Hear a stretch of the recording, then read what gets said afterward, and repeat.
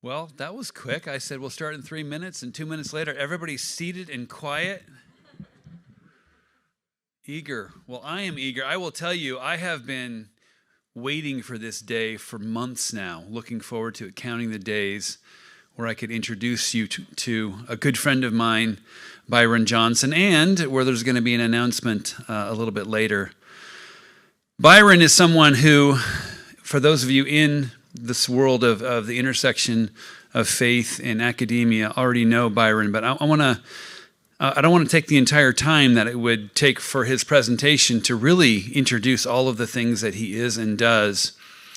Let me just start with his current position. He is the director of Baylor's Institute for the Studies of Religion, and he's a distinguished professor of sociology at Baylor University. Prior to coming to Baylor, Byron had led research institutes at both Vanderbilt and the University of Pennsylvania.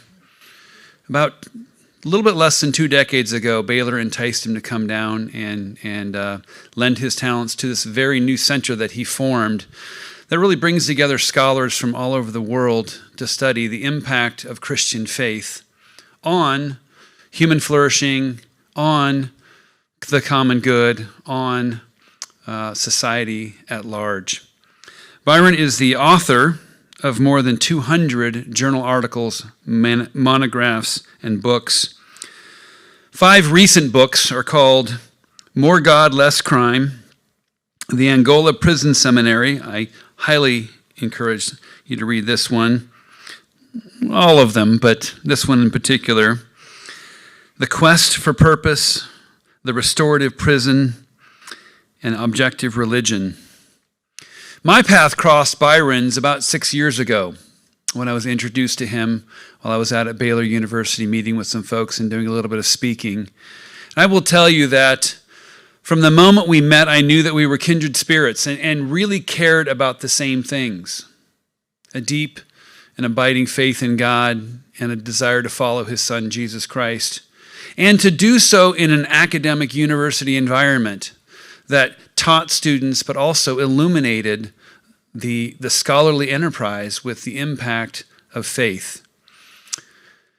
Our paths intersected a year or so later when I was at the Angola prison in Louisiana. I was there with 5 Ugandan prison officials studying the incredible work that was being done at that prison, much of which you're going to be hearing about in Byron's talk. But I remember seeing the New Orleans Theological Seminary, New Orleans Baptist Theological Seminary sign, and thinking, that's the work that Byron was studying. The impact of Christian faith on prison populations, both inside the prison and after they left. And then our paths crossed again in Italy. We were there for a religious liberty conference together.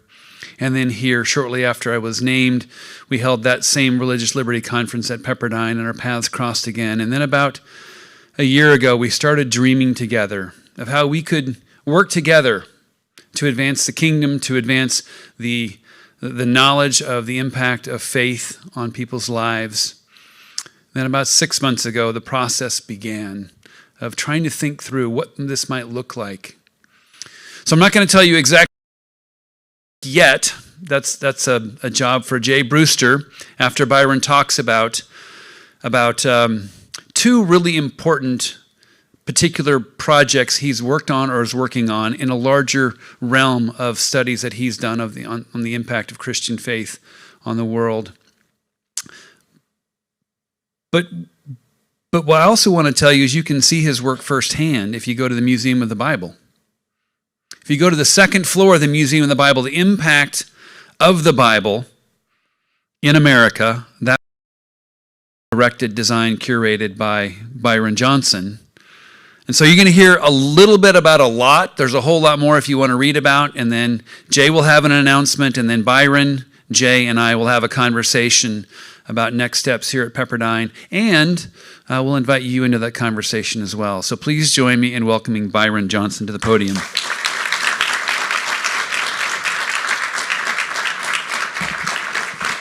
Thank you. many months as well, and I have an affinity for Pepperdine University and all that you stand for. And it is just a pleasure to be here and can't wait to interact with you and share a few thoughts tonight. I wanted to start by, before I get telling you a story of my dissertation. I have, but I wanted to study the impact of faith, and I was looking at, which is a place that Jim and I gravitate to all the time, and I couldn't find data. And then I heard about a chaplain for many, many years. No one had asked him to do it. He had just been keeping meticulous notes at functions, and he actually kept notes on any inmate that had a religious conversion. And I thought, well, this is fascinating. So I went to the prison, I visited the chaplain, I said, can I see your records? And they were really detailed. So I looked, I could do a dissertation on this topic, and I studied prison period, post-release. Do a design where we could compare the prisoners' and unfortunately for me, I found that those who claimed experience were just as likely to be rearrested as anybody in the prison. And so I can tell you that that research was published so quickly, because in the academic community, that was music to ears of reviewers. But it got me thinking, why wouldn't conversion be an important variable? And so that became a quest that I'm still on to this very day. And most of the publications that we have done since then have come out with findings that are quite different. Because as you might expect, a conversion experience in and of itself doesn't change too many things if you look at it in maybe not an eternal way, but you look at it in other kinds of ways, the roles of mentors, etc. So let me begin. This first slide is a picture of someone that you may or may not recognize. Some of the older people in the room might. This is Chuck Colson in prison, federal prison, immediately after the Watergate scandal. The hatchet man. He was convicted of obstruction of justice, went to prison, had a conversion experience, but this wasn't your typical jailhouse religion. Chuck would devote the rest of his life in the United States and around the world, and he formed a fellowship. And to me, you might think, why would they do that? He found that religion was not important. But they did, and I did a study for prison fellowship. It's the first one that you see there that came out in 1997. They have different programs at Prison Fellowship, but the one that was most impactful was volunteer-led Bible studies. And we studied multiple, and then we followed prisoners after they got out of prison. And the simple intervention studies comparing inmates that participated and inmates that did not participate, a huge factor. So 14% versus 41% of rearrest post-release. And of course, then the question becomes, okay, that was just 1 year post-release. What if you do a follow-up over a longer period of time? Because as you know, people can get arrested subsequently. And so we did. The second study you see there, these are all top journals. We found that the effect continued to 3 years post-release, which is if you can make it 3 years, you have a good chance of making it. So that really helped Prison Fellowship think long and hard about their interventions. If a simple Bible study would be helpful, what more could we do? So then Prison Fellowship came up with this kind of crazy idea. What if we had a faith-based prison where they got religious programming 24 hours a day? And believe it or not, that's what the promotional materials said. And I remember telling them that would be unconstitutional.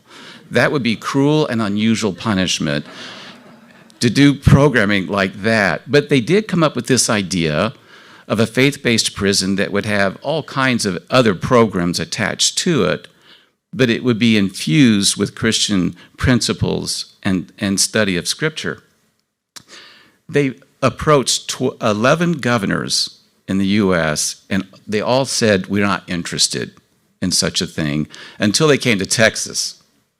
In Texas, Governor George W. Bush that said, I would love for you to come here. Where have you been all my life? So Chuck, had a sit-down meeting with then Governor Bush, and they inked a deal in 1996.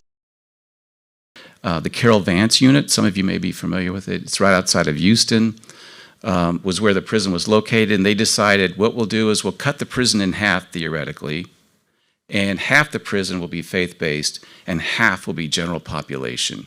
And I was hired to do the evaluation of what they call the Interchange Freedom Initiative. And it was a 6-year study, and so for those of you that aren't very patient, some of these things take a while because you have to study the whole program, and then you have to study them after they get out of the program to see if it has a lasting effect. And the results, there's many, many results I could give you, but this is the one that everyone wants to know. Did it affect recidivism? And the answer is yes, it really did affect recidivism. And there you can see if you go through the program and complete, and about half as likely to be rearrested, reincarcerated. That was the finding from the Interchange Freedom Initiative, and once that came out, what would you expect? But other states started calling, can we do?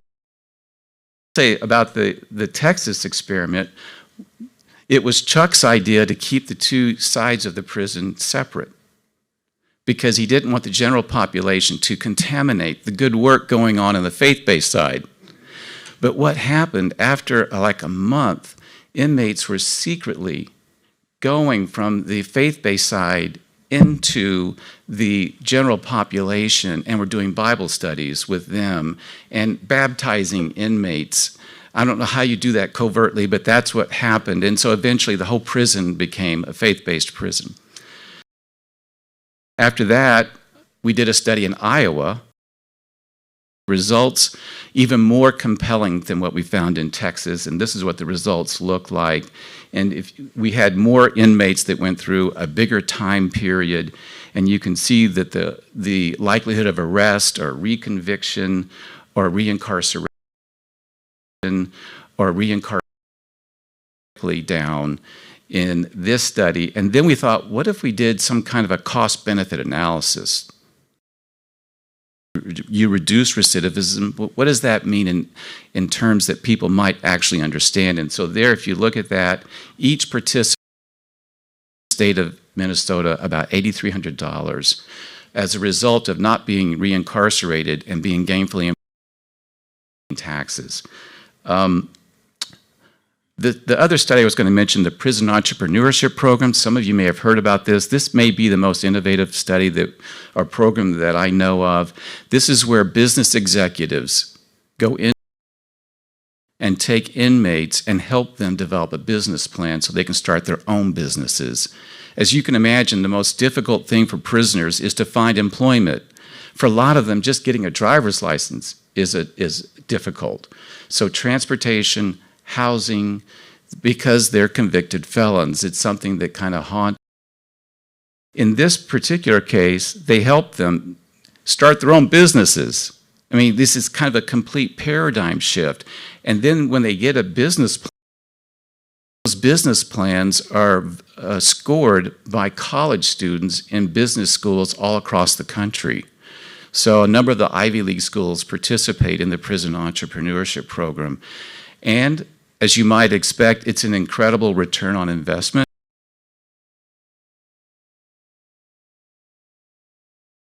Have remained crime-free since going through the program. And of course, a lot of them have thrived.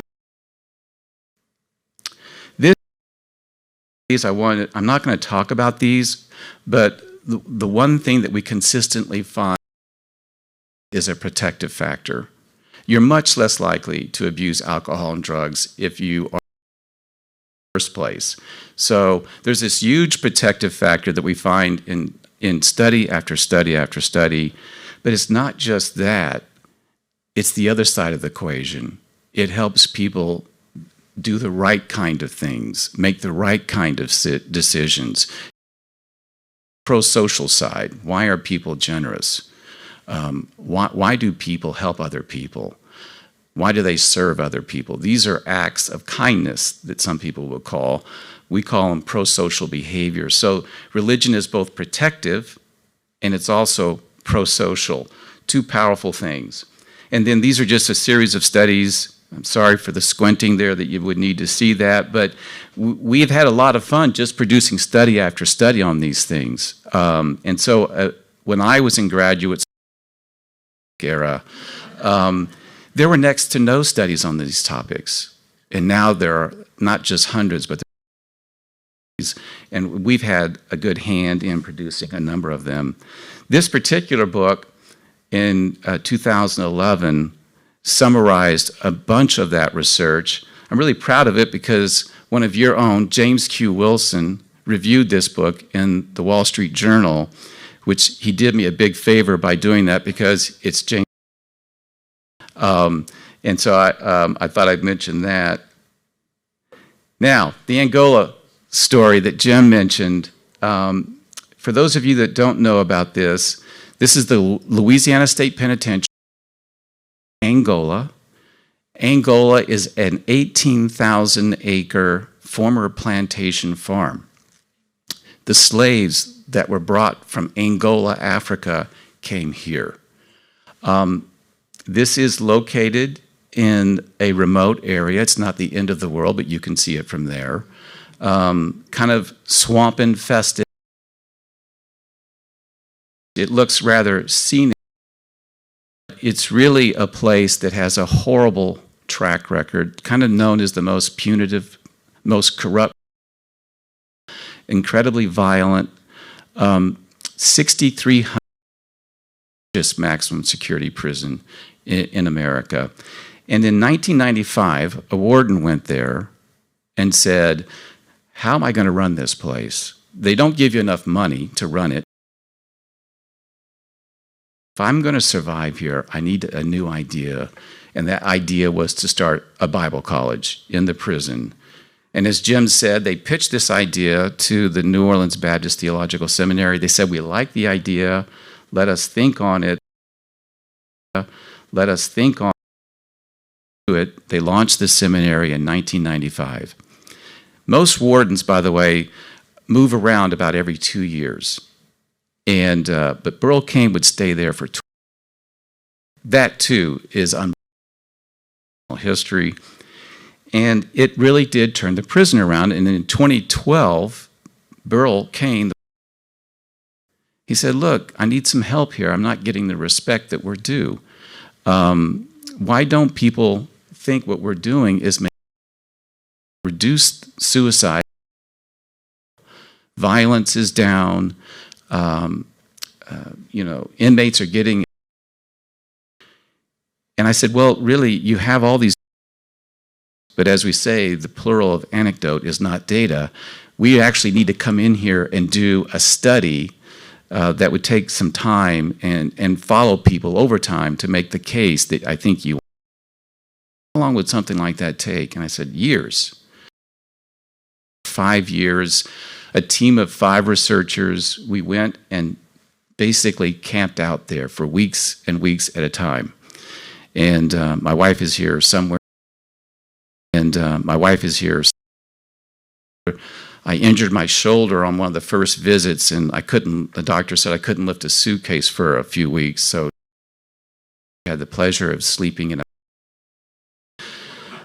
which is, I've taken her to some wonderful places over the years, some of the best prisons in this country. So this is the seminary. You're seeing a class in session.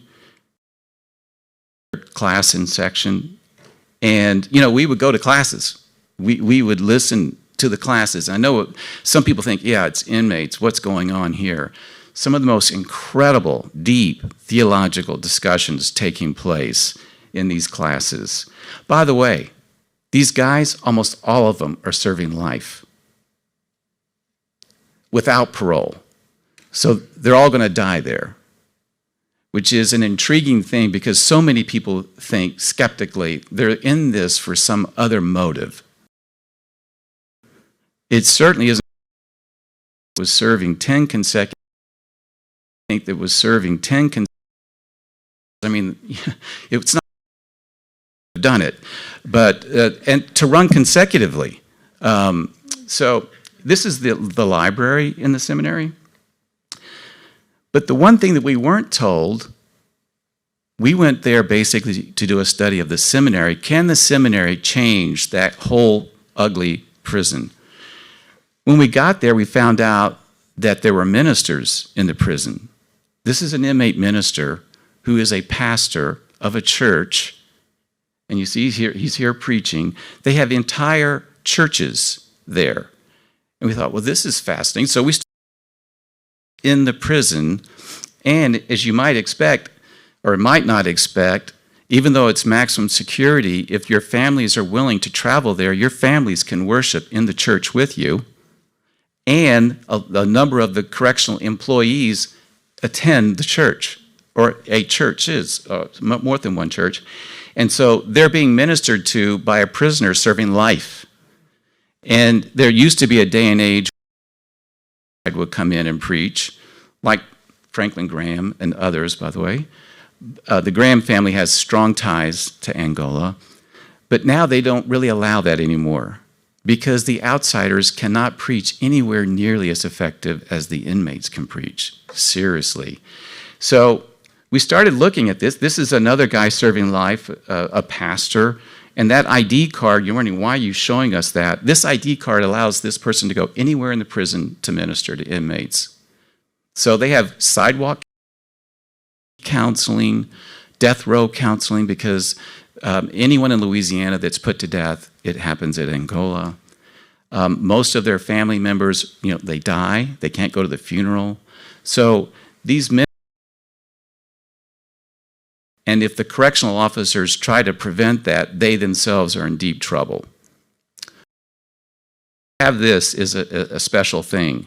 This is a cemetery. About 3 men a month die, and the inmates, of course, do the funerals. They build the coffins, and I don't know if you heard about this or not. Billy Graham and his wife Ruth were both buried in a coffin made in Angola. The coffins used to cost $217 to build out of pine. They used the lining, a comforter lining from Walmart, to make the coffins. And we wrote a piece on this, and people all over the place, I want to be buried in a coffin made in Angola. And it's kind of like, that's it. The person that sang for Billy Graham for so many years, this is George one, okay? But those are the only ones. This is a hospice unit. I know Jim has been there, where you have inmates that are dying. Oprah Winfrey did a special where she went there, and you see inmates ministering to inmates. This is a vocational class being taught. You can have 32 different kinds of vocational certifications. I don't know of any prison in America that offers something quite like this. So it's so cutting edge in one of the most backward places in the world. This is one of the churches. So when I say churches, buildings privately paid for, this is the latest. It's a Catholic church.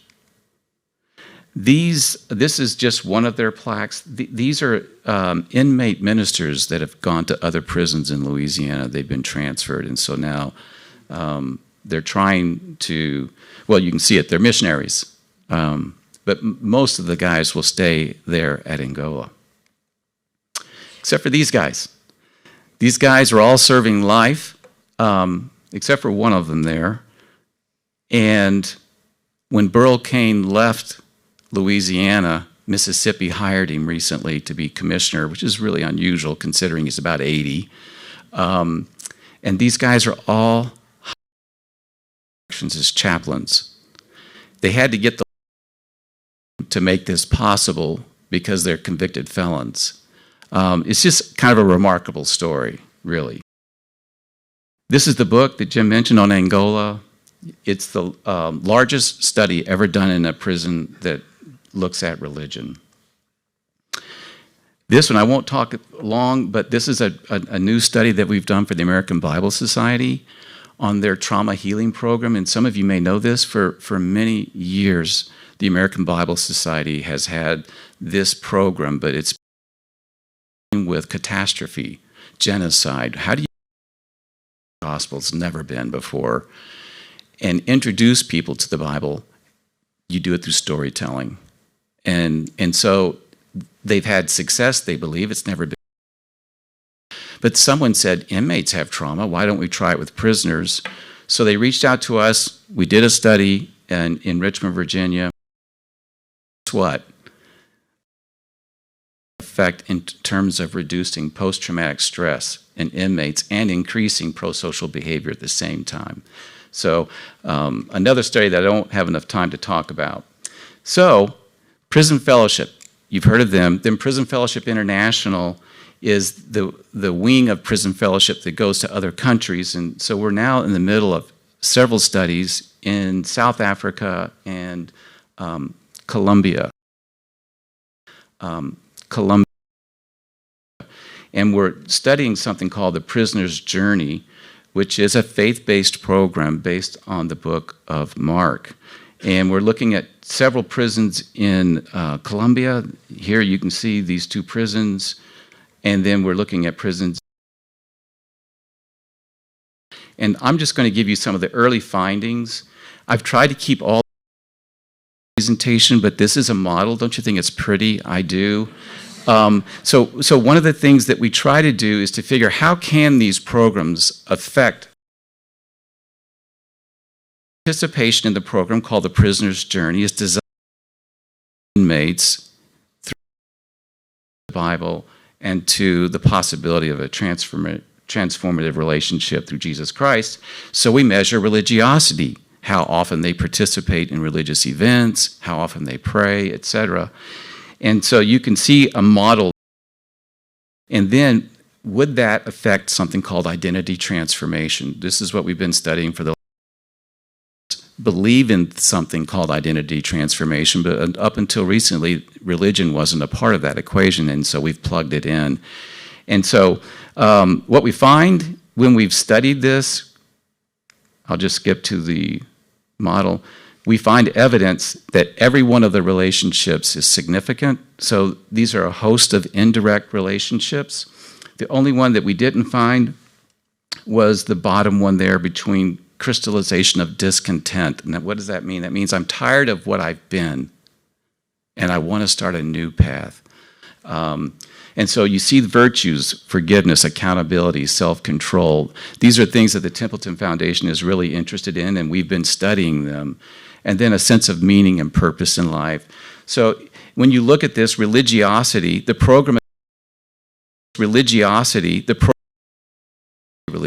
affects these other things, and then those affect what we call negative.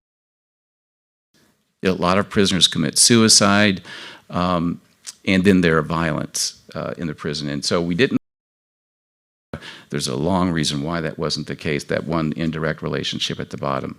But the big point of it all is that it's working in places like Africa and South America, and we're in conversations with Prison Fellowship International about new countries to bring into that orbit as well for research.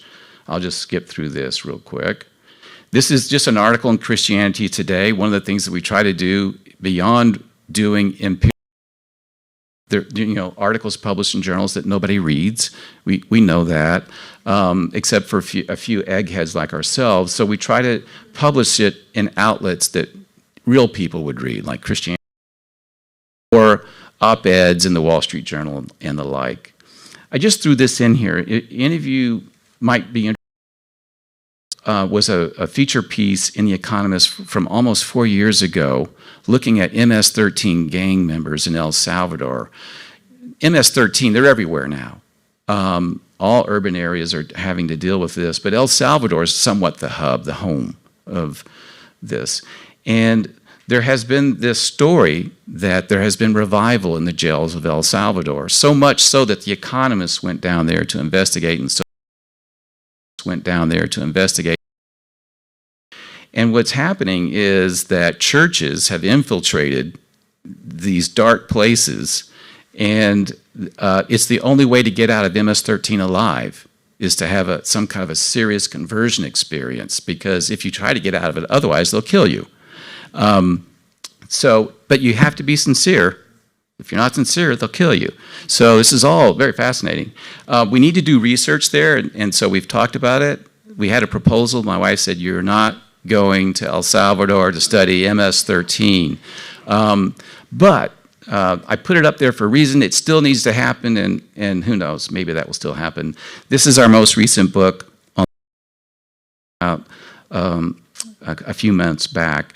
And the last chapter is my favorite chapter, because in that chapter we talk about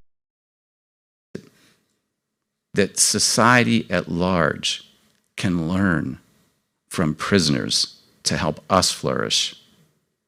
I've been going into prisons for 30 years now, and there is a peace and a contentment in prisons among men that have found God, and women, that is contagious. And we've been there days and nights, weekends, people over time, and there is a joy that they have that really is quite remarkable. And there's something that we can learn from them. And that's in the last chapter. So, flourishing. At some level, that's what a lot of these inmates are doing. They're flourishing in spite of the fact that they know that they're never going to get out of prison. That led me to write about that, and I did. And I was asked to present those findings at a symposium at Harvard University 18, where 13 scholars from around the world came together, flourishing paper. So I presented the Angola story, and the host was Tyler Vanderwill at Harvard, and Tyler and I had become friends, and we talked after his presentation because he said, so much of what we know is correlational. It's not causal, it's correlational, and we should be doing causal studies. Well, causal studies are expensive to do, but they are something that we should be about doing. So during the break, I said to Tyler, why don't we hatch a plot to do a global longitudinal study to follow people over time, get rid of the causation issue? And he goes, well, are you how much something like that? I don't even know if it's possible, and if it is possible, it would cost too much money. And the idea was, let's at least talk to the Gallup organization, because they have become friends over the years. We've done so much with Gallup. And so we pitched this idea to Gallup. Gallup said, give us a couple of months to see if it's even possible to do. And Gallup, let me go back. These are the partners. Sorry, I'm going the wrong way. These are the partners. So it's Baylor, Harvard, Gallup, the Center for Open Science. Lisa Shaw from the Center for Open Science lives here in Malibu. It's based in Charlottesville, but it is 22, isn't it? So anyways, so I'm so glad that she's here. So these are the partners in our project. And so the idea of looking at all Hinduism, Buddhism, Islam, Judaism, people of no religion. So that was the idea, to see what helps people flourish and why is it that some people are not flourishing around the world. So that's the idea behind the Global Flourishing Study. We went to Gallup. They said, well, we created the World Poll. It took us a decade, but we created it. They spent well over $50 million in creating it, which allows them to survey over 150,000 people per year around the world in 160 plus nations. For sure, but it's cross-sectional, which means it doesn't get us beyond correlation, because every year it's a new 150,000 people. And so we hit Gallup with the proposition, could the proposition people over time? And so the answer was, we can. And so We have launched a project in the fall to collect nationally representative data in 22 countries around the world, representing about half of the world's population. It'll be the richest data set out there. It's really unprecedented social sciences. And the budget you can see there is pretty popping, $43.5 million, growing because of some things that have happened recently. These are the countries around the world that we will be following offenders. So 240,000 people, about almost 250,000. Can you imagine trying to keep up? I know that people here want to graduate, and even that's hard, right?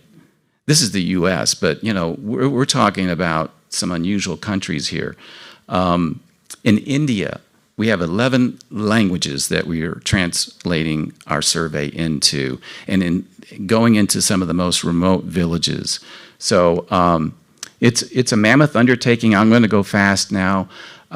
Just the development of the instrument that we're using took us 18 months, and we had to have feedback from scholars all around the world. And when you ask for feedback from scholars, guess what you get? A lot of feedback. And we came up with an instrument we're proud of. These are, and you're going, just 20 minutes? Well, there's fatigue that sets in, so you don't want to get people too exhausted because you want them to participate in the study over a 5-year period. So attrition is a real issue that we're concerned about. But these are some of the core areas that we're looking at when we're talking about.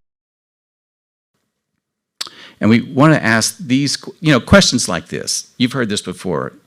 Is it that people who go to church are happier than people that don't go to church?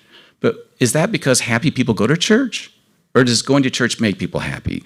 This is the problem. Correlational studies, but causal studies will answer those questions, and that's what we're really excited about doing.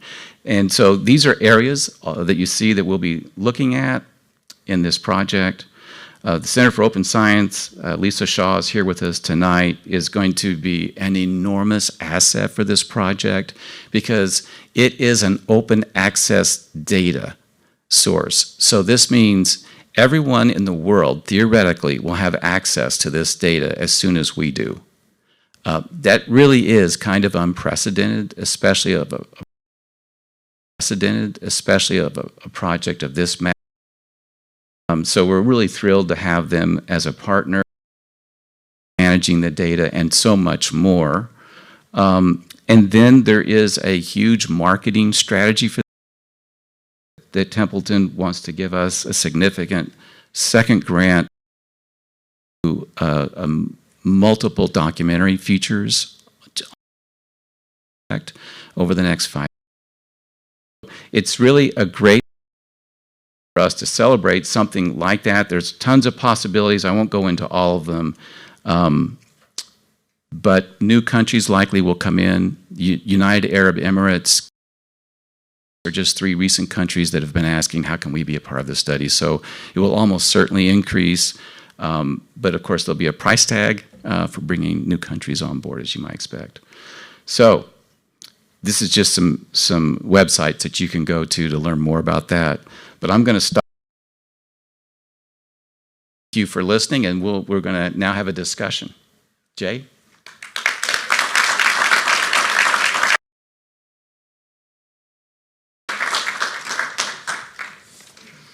Wow, was that great?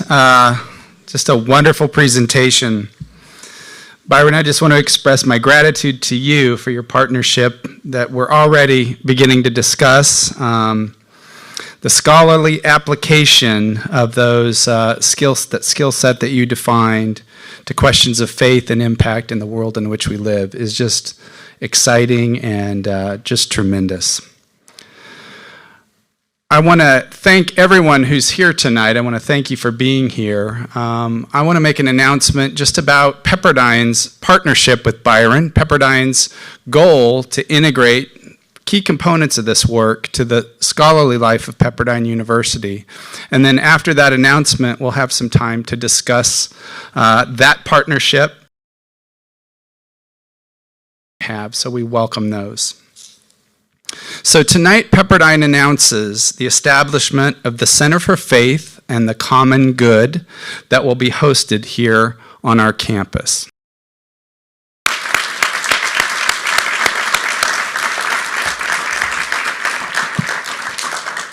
The mission of this center will be to facilitate, through funding initiatives and faculty collaboration, scholarly work that seeks to assess structures that serve the common good.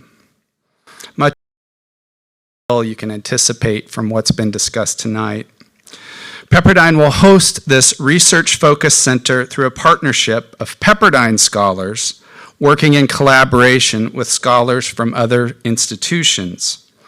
The executive leadership of this center will be a partnership between Dr. Byron Johnson and President Gash. Their leadership will play a central role in this center efforts to secure. I'm glad tonight to announce that we already have in funding available for the scholarship to be performed under this initiative.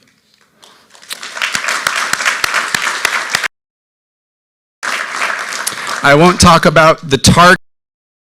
Maybe President Gash will have some comments on that as we have our discussion.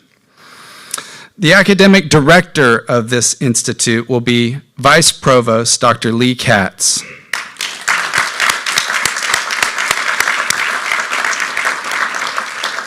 Dr. Lee Katz is an experienced and exceptional scholar, a grant writer, a journal editor, and a very experienced and accomplished ecologist in the Santa Monica Mountains, just a tremendous member of our community. Has led institutional efforts already to provide support for scholarly work at all 5 institutions, overseeing the Office of Research and Sponsored Programs, and the Office of Institutional Affairs. Dr. Katz has already begun conversations with Pepperdine faculty to explore their in engaging in pursue research questions regarding faith and the common good. Indeed, that expressed interest and support was critical. Expressed interest and support was critical in our decision to pursue the establishment of this center. This will be scholarly relationships with scholars across the country and the world, we hope. So I just want to express my sincere excitement tonight. This is a big moment for Pepperdine, an exciting moment. And I think good things will come from this center, good things that will have tangible impact upon our culture and will serve of Pepperdine. But we anticipate robust societal impact that will emerge from the work of the Center for Faith. And I want to now gather Dr. Johnson and President Gash together for a conversation about this new center in the front of the room, and we'll transition to some conversation. So thank you.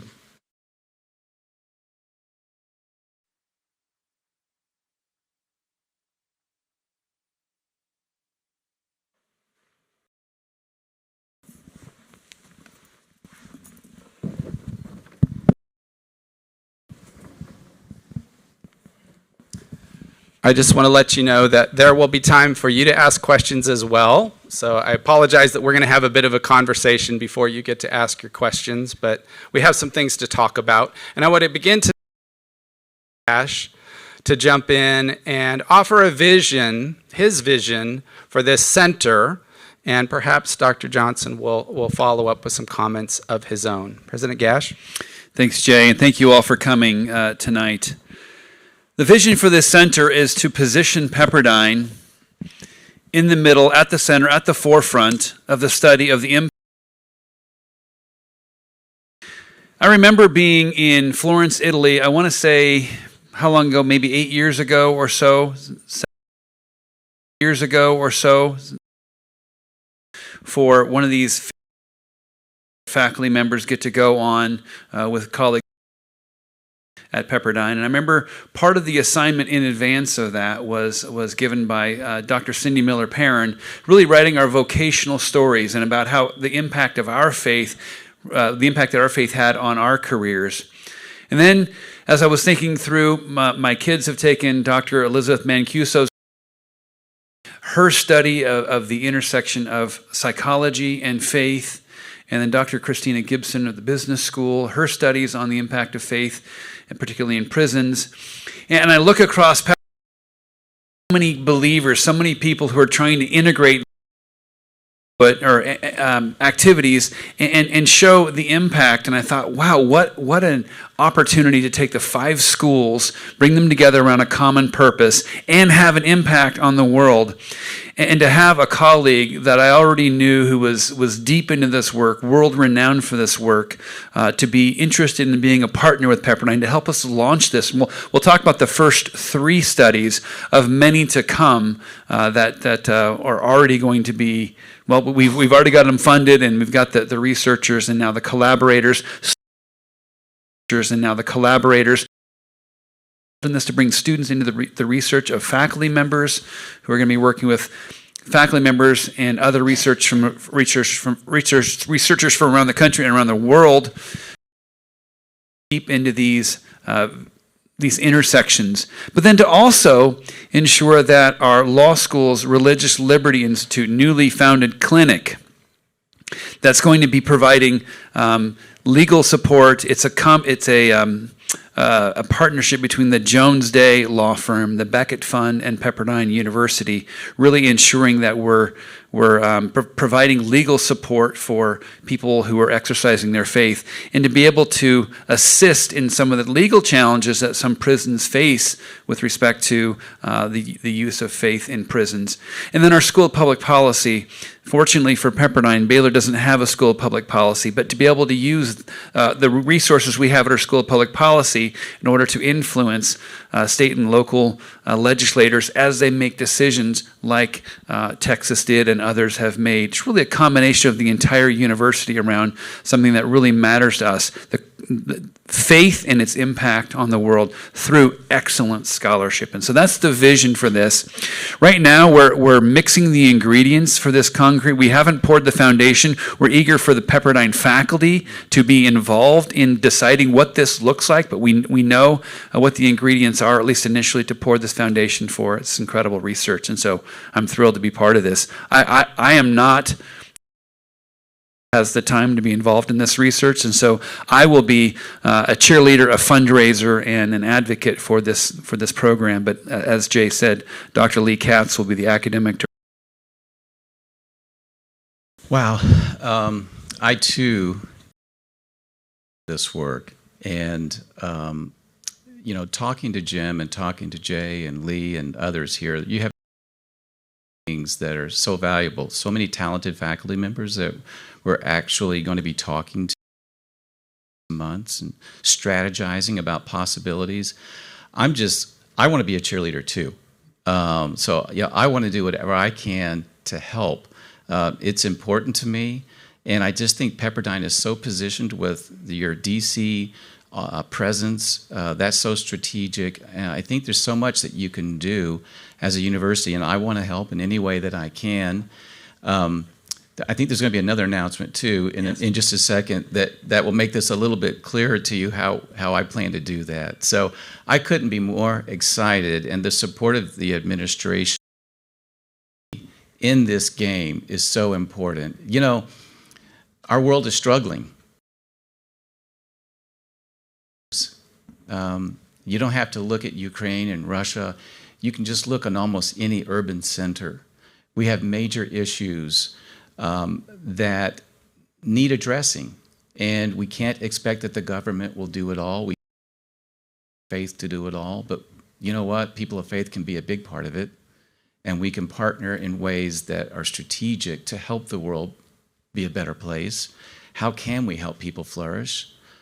We want to do that. We don't apologize for it. It's a part of our DNA.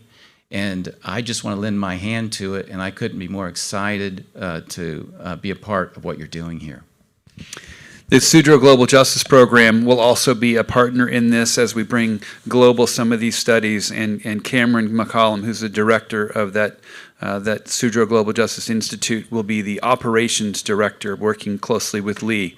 Let me also announce that beginning on April 1st, Byron will have the title of Distinguished Visiting Professor of Religious Studies and the Common Good at our School of Public Policy. So he will be lending a lot of his time to Pepperdine as well.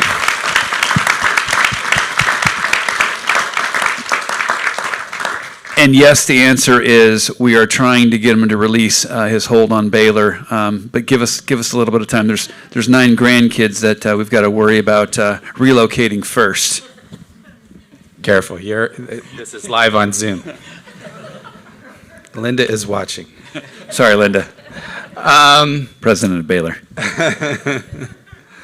Byron, I want to ask you a couple questions about research as it relates to social science. So you're doing some really remarkable work in assessing the impact of interventions on populations of prisoners. Just an incredible, in my mind, an incredibly complex undertaking. Could you talk a little bit about how you approach that work? Yeah. Well, whenever we do a project, we have to get our institutional review board to sign off on it. That's kind of step one. Get IRB approval. And then once you have IRB approval, then you start going to these agencies where you're going to be asking them for permission. So they want to know that you've actually passed some litmus test. And so a lot of these countries will eventually give us permission to come in. But when we get there, they won't let us into the prisons. And so so now what do we do? And there are just so many complications that you have to face on the fly when you're doing doing studies in countries around the world. There's always issues that arise that we have to go to Plan B or Plan C, but how do you do it with academic integrity? How do you do it with a view to making sure that it's of the utmost quality? We want everything we do to get published in peer-reviewed journals. If we can't do that, we don't even begin the process. So it is hard work. I have to say it's so rewarding because when you go in there and you observe these things, it has an effect on you. So it's challenging. If I could, every study would be a random clinical trial. We randomly assign people into one group and randomly assign them into another group. But you know what? We can't do that. It creates all kinds of issues, as you might expect, if it's a faith-based intervention. So what do? You come up with other methodologies that resemble an RCT, so quasi-experimental designs and the like. And how do you do the matching designs? And so it causes us to be on our A game to figure out what can you do in this environment, like Nigeria, which is a challenge for so many reasons, but also a country that's really important for us to understand, just like Uganda is. So there's always this where we're just being stretched as scholars to go to the next level. And because I think of our faith, we're just compelled to do whatever it takes to go the extra mile to make sure that we can get it into the best outlets we possibly can, because we think that's a part of our calling. Fantastic.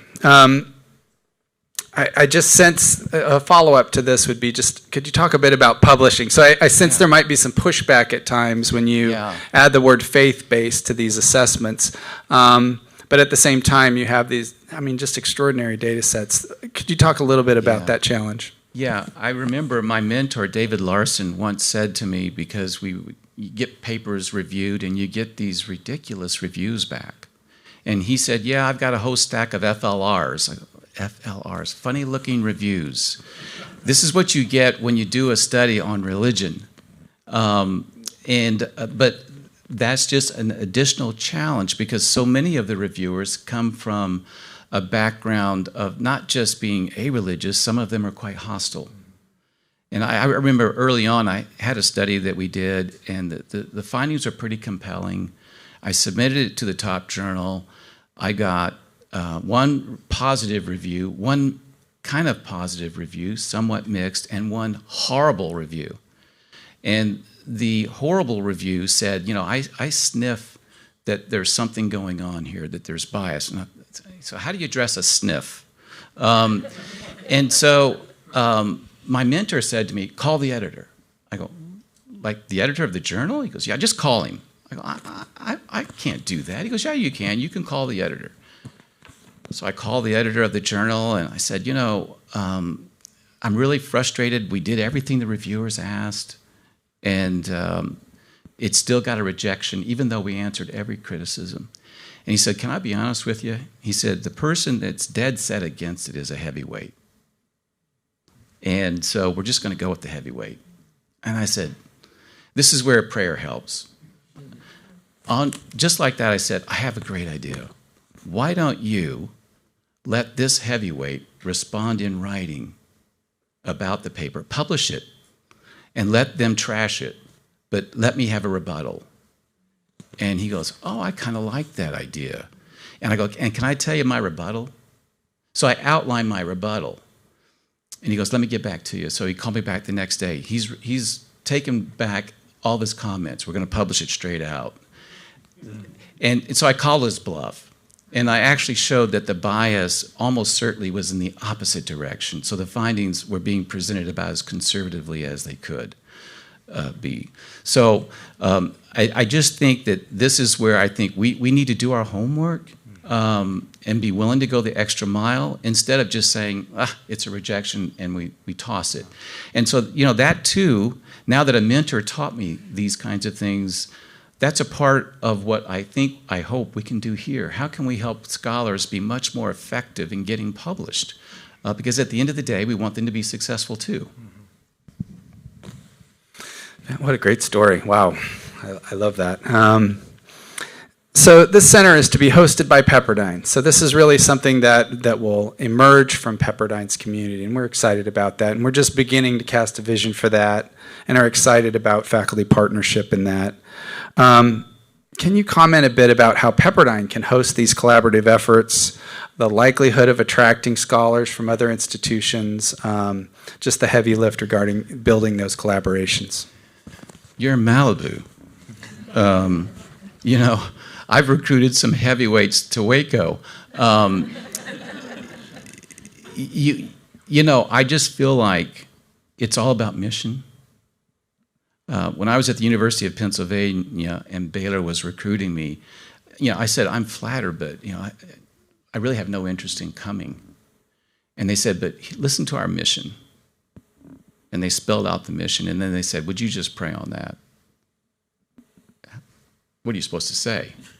I said, sure, and I did, and I prayed on it, and I wanted to be a part of a mission and leave a secular Ivy school to do so. And I remember talking to people at Baylor, and they said, I don't know that you'll be able to recruit other people to come, but they did. And in fact, it's the only reason they would come, because of the mission. And I really feel like, unfortunately, there are fewer and fewer places that can say this now. And so I think Pepperdine is a light for the academy. I think Baylor is too. But you have so much promise here for the future, and you think so globally here. And I think we have to be thinking that way with your footprint around the world. And then your footprint in Washington, and the law school, the School of Public Policy, Pete Peterson. I mean, these are all huge assets that I can see just taking Pepperdine to the next level. And if I can coach a little bit, I'd love to be able to do that. And pass a blessing on. People have really mentored me and helped me and encouraged me. And I think that's a lot of what is missing in the academy, is that kind of collegiality and being willing to invest in each other. And when that happens, you don't need an army. That was another thing one of my mentors taught me, that God can change a field with a handful of people. And so if you look at medicine, David Larson, my mentor, when he first started doing studies on health and healing, the med schools across this country didn't really have any courses that were consistent with that. So now, like half the med schools have a course in spirituality and health, because there's thousands of studies making that powerful connection. And so it just took a few researchers here and there to investigate it, and then once they came out with these findings, other people wanted to know if they could replicate them. And of course, more studies and more studies. So I think that we need to dream big and see what God will do. All right, my last question, and then we'll open it up to audience questions. So we're going to have to talk about money, and you knew this was coming. So you've had great success in fundraising and supporting the research that we're talking about. Could you talk a little bit about the fundability of this kind of research? It's hard to imagine the National Institutes of Health funding this kind of research. What kind of funding agencies have you engaged with that have been supportive of this work? I've had a good bit of money from the Department of Justice. We have a long way to go with our federal government because many people in the federal government just have a fear of faith because they don't understand it. And so we know that faith from so many studies that it's important. And one of the things that you and I and others have been talking about is the economic impact of faith.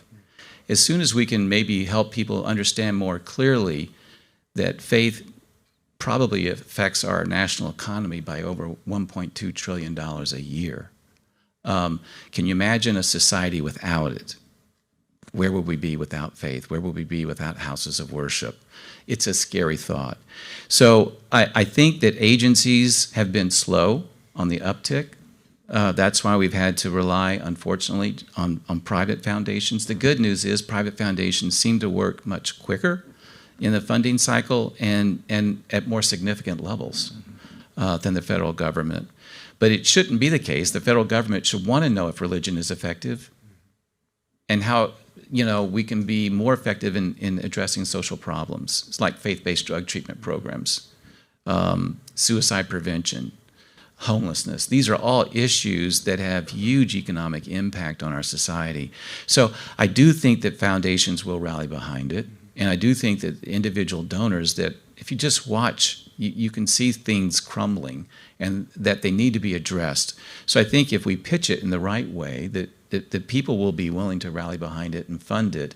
And then, of course, the best way to get funding is to produce scholarship. And then you can go back and say, look what this research shows, but we need to do more. We've only begun to scratch the surface. And so we need to continue to produce these kinds of studies, just like the Angola study. We don't want prisons to be overly punitive. We want them to see inmates as not problems to be monitored, but assets to be cultivated. The answer for our prisons is in the prisons themselves. And so I think how can we help the government to understand that? I think for us to be a part of that solution is important. So as people are thinking about a question to ask, let me ask a follow-up on that with respect to the funding of the first three projects. And why don't you go ahead and tell us about those three projects? Yeah. So Burl Cain, you may remember we mentioned him earlier as the warden at Angola, has become a believer in research, and because it completely validated the Angola experiment. And so he is sending Pepperdine money. Jim met with him in Dallas recently to fund these initial studies.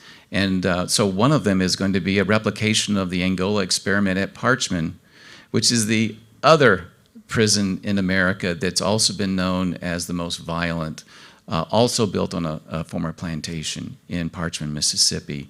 So we're going to see that project gets done. Does it work in Mississippi like it did in Louisiana? And then these prison seminaries are now popping up all over the country. So 29 states have launched a Bible college embedded within a prison, but we don't know what's going on with all of that. And that needs to be monitored to see if they are, in fact, using a different model or the same model. Is it working? Are there problems? So that would be a second study. And then a third study would be just to talk to correctional leaders all across the country to see what they think, what are their most important problems they're trying to address, and what, if any, do they see faith, that role playing in some of these solutions. And so these three studies, I think, will provide great intelligence for what kinds of things could come next, all of which is completely policy relevant. What questions? Sean's got the microphone. Just raise your hand if you want to ask a question. Looks like Rick Gibson's got a question. Thank you so much for your presentation, and very exciting project. My question has to do with using the word religion or faith. I noticed that in two of your slides, one you had a photo of a Catholic church, and then the Economist slide had Pentecostal faith. I'm wondering if you might explain or describe the spectrum of Christian faith, and then secondly, does this go beyond Christian faith? Does this go into faith more broadly? Yes and yes. In Louisiana, when we studied that prison, those 29 different churches, Episcopalian, Catholic, Presbyterian, Pentecostal, Lutheran, just about the gambit. And so, we wanted to know how all of them worked and operated. One of the most fascinating things, some of these prisoners attended 4 or 5 different congregations. So on Monday night, I'm a Presbyterian, and on Tuesday night, I'm a Baptist. I go to Mass on Sunday. I mean, it was just like, are you kidding me? It is probably the most ecumenical environment that one has ever been in. But we do want to know what the difference is between these. And we do, like I've been asked many times, what about Islam in prisons? What about these guys that are converting to Islam? Are they getting rehabilitated? Are they less likely to be rearrested once they get out? You know what the answer is? We don't know. Because there hasn't been any scholarship on that. And so I have a Muslim colleague in Washington, D.C. that is right now trying to secure funding for a study of Islam in prison. It's an empirical question that we don't have an answer to, but we should. And so the Global Flourishing Study will be the first time that we will be able to look at these same measures, but with different religions, religious traditions. It's very special. I will say this, one of the things that we find consistently in the literature, it's not so much if you're a Presbyterian or Church of Christ, but it's the level of commitment. How often do you practice your faith? How often do you study the Bible? How often do you pray? And what do you pray about? Those are critical variables that seem to trump denomination. We need more research on that too, but it's a great question. We want to do all of it. Thanks, Rick. Others? Yes, Heidi. I was just wondering if you've done any studies specific to worship and music underneath your umbrella. Once we did the press conference on the release of the Global Flourishing Study, I got an email from the School of Music saying, can we have a conversation? So I invited them over for lunch, which is what we do all the time. It's a Baptist institution. You have to have a meal at everything, right? So these professors were saying, and they did it in the most humble way, are you looking at music? And I said, we're not. It's a 20-minute interview. We had to cut like 80 questions. And they go, we feel like music helps people flourish. And different kinds of music in different areas help people to flourish. And we totally get it. We think that they're right. And there'd be people that would say it's not just music, it's the arts that help people flourish. So one of the things that we're now doing is going to meet with the music faculty on a regular basis to see what possibilities there might be for spin-offs, one-off studies, where we do actually look at the contribution that music and worship together play in helping people to flourish. This is a blind spot that we have. And so thank you for asking the question. You nailed us. We need to address it. I think we got time for another question or two right here.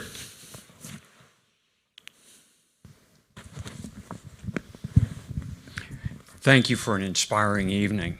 I think we're going to leave just high after this. I'm curious about how you got from correctional institutions and that to human flourishing as a society. Now, or am I going too far with that? You're spot on. What's the connection? How is that? Describe that continuum for us. You know, please. One of the things that has happened, most academics know an awful lot about a little bit. And so we're experts in one little area. And but what's happened in my journey has been that these other projects will come along and my mentor would say, you need to do this. I said, I'm not qualified to do that. He said, oh, yes, you are. So the next thing I know, I'm studying a topic that I don't even know. I have to go out and read a new literature to understand this topic. And that's been happening for more than 2 decades. And so when someone approached me about doing a study on homelessness, I said, I have not read any of the literature on homelessness. So I had to go read the HUD literature to get up to speed. And so it's been a constant learning curve, but all I've ever tried to do is just to pray on something, and if I can, say yes. And so now here I am leading a project that's going to be about $50 million on human flourishing. Are you kidding me? But, it's one of those things where you try to surround yourself with the best talent you possibly can, always getting people that are much better than you are to work with you. That's been a key through all of it. And so in my journey, it's been, instead of a narrow dive, it's been widening and widening. And so it's exciting. I love it. So now we've done studies on, drug abuse, domestic violence, all kinds of things, educational studies as well. The Boy Scouts, Eagle Scouts. I'm an expert on the Eagle Scouts. And so people have the mistaken idea that if you do this, you can do that. And so I've benefited from that over the years. But, again, it's a God thing. Well, let me ask the final question. And you've alluded to this. You've talked about various other things that could be studied. We at Pepperdine, as we've talked about, are kind of really in the front edge, the envisioning stage of this. We're going to be studying prisons and the impact on prisoners. What are some of the other things that you could envision us studying the impact of Christian faith on X? You mentioned suicide. You mentioned mental health. What are some of the other things that could be studied in a way that isn't just, well, that's a good anecdote, or that's what people think, like with real data to demonstrate the causal connection? Yeah.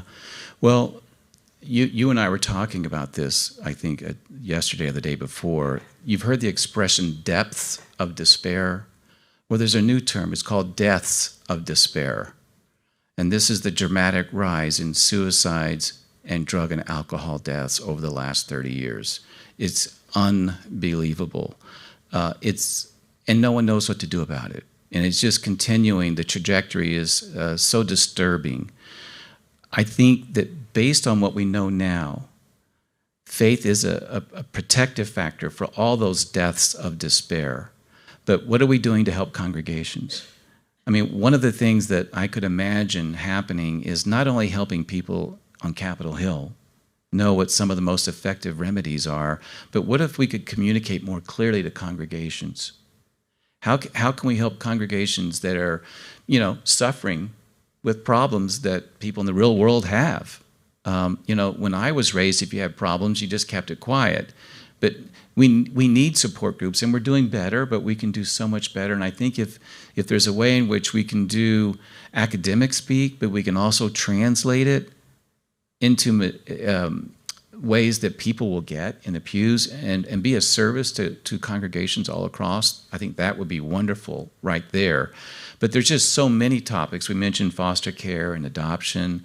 What a great ministry that is for so many to do, but people need support for those things. And then, again, going back to the arts, we're going to be doing a major documentary on the Global Flourishing Study with multiple episodes. I don't even know how we're going to do that, but we're going to go to the best we can get to do the documentary. But how can we translate this into video so that more people will have access to these remarkable efforts that take place in communities all across the country? That's the other thing I'd say, Jim, and maybe closing, is that there are so many faith-based groups that are small and doing great work, and no one knows about them. Retired people that are flying to places like Africa to minister. Most of all these ministries that I've been studying, they're all led by volunteers. And we know very little about these people, except that they're incredibly generous with their time and their talents, and it's having an effect. So the more that we can tell this story far and wide, the better society will be, and I just think that so resonates with your mission here. Let me say one last thing, and I'll give Jay the last word. One of the things that you said that struck me, that you've said to me before, you said tonight, you said, when something comes up, I just pray about it and let God lead. And we're just so grateful that after you prayed about it, you let God lead you to this. So thank you, Byron. I'll just parrot that and say thank you so much for being here tonight, for your words. And I hope all of you have received a message tonight of encouragement, a message of the impact of faith upon the lives of those around us. I just think this is a compelling story of caring for those that need our attention. And I hope you heard that tonight. So thank you so much for being here. Let's offer a round of applause for Dr. Johnson.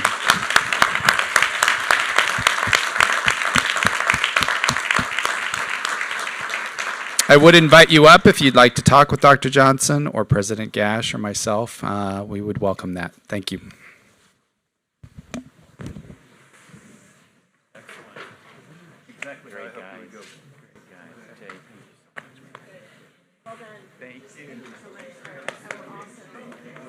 Better than I expected, even. Nailed it.